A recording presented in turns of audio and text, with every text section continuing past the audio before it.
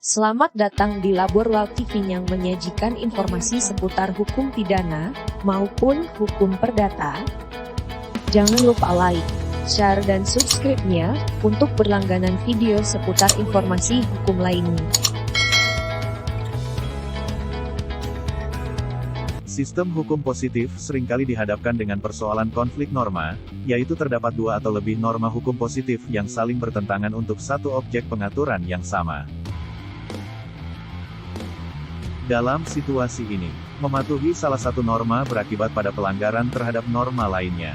Sehingga untuk dapat melaksanakan salah satu norma diperlukan adanya apa yang disebut sebagai derogasi, atau peniadaan validitas norma lainnya. Namun kasus konflik norma, seringkali terjadi tanpa adanya norma derogasi. Sehingga dalam praktik lazim digunakan asas konflik norma, yaitu asas lex superior derogat legi inferiori, lex specialis derogat legi generali, dan lex posterior derogat legi priori, sebagai alat penalaran dan argumentasi hukum dalam menentukan norma mana yang diutamakan. Lalu apa makna dari ketiga norma hukum tersebut? Berikut penjelasannya. Yang pertama, yaitu asas lex superior derogat legi inferiori. Asas lex superior derogat legi inferiori bermakna undang-undang, norma atau aturan hukum yang lebih tinggi, meniadakan keberlakuan undang-undang, norma atau aturan hukum yang lebih rendah. Dalam sistem hukum di Indonesia, asas lex superior derogat legi inferiori tertuang di dalam pasal 7 ayat 2 Undang-Undang Republik Indonesia Nomor 12 Tahun 2011 tentang pembentukan peraturan perundang-undangan, dan dijelaskan di dalam penjelasan pasal 7 ayat 2 Undang-Undang Republik Indonesia Nomor 12 Tahun 2011 tentang pembentukan peraturan perundang-undangan, bahwa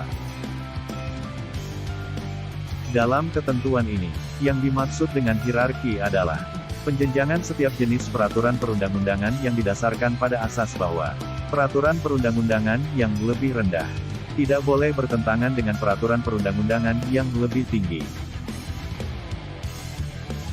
Yang kedua, yaitu asas lex posterior derogat legi priori.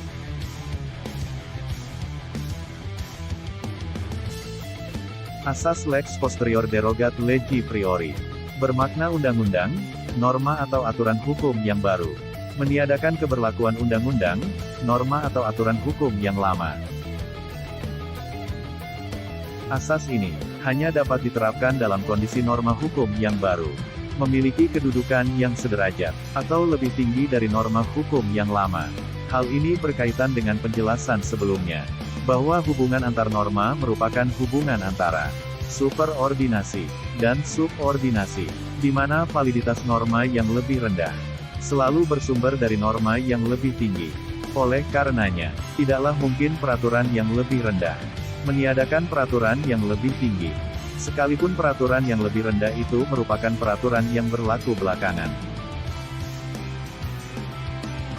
Dalam sistem hukum di Indonesia, asas lex posterior derogat legi priori tertuang di dalam lampiran 2, angka 143 dan angka 145. Undang-Undang Republik Indonesia Nomor 12 Tahun 2011 tentang pembentukan peraturan perundang-undangan.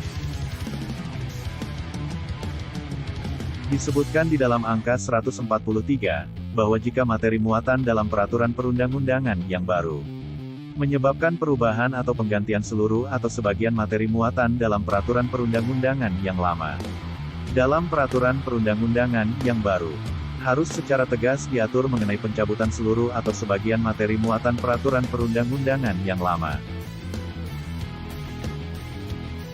Lalu disebutkan di dalam angka 145, demi kepastian hukum, pencabutan peraturan perundang-undangan tidak dirumuskan secara umum, tetapi menyebutkan dengan tegas peraturan perundang-undangan yang dicabut. Yang ketiga, yaitu asas lex specialis derogat legi generali. Asas lex specialis derogat legi generali bermakna undang-undang, norma, atau aturan hukum yang khusus. Meniadakan keberlakuan undang-undang, norma, atau aturan hukum yang umum. Profesor Bagir Manan, dalam bukunya, Hukum Positif Indonesia, sebagaimana dikutip oleh Oka Mahendra, dalam artikelnya yang berjudul, Harmonisasi Peraturan Perundang-undangan, mengemukakan bahwa, ada beberapa hal yang dapat dijadikan pedoman, dalam menerapkan asas lex specialis, derogat legi generali, yaitu sebagai berikut. Yang pertama, ketentuan yang didapati dalam aturan hukum umum tetap berlaku, kecuali yang diatur khusus, dalam aturan hukum khusus tersebut. Yang kedua, ketentuan lex specialis harus sederajat dengan ketentuan lex generalis. Misalnya, undang-undang dengan undang-undang.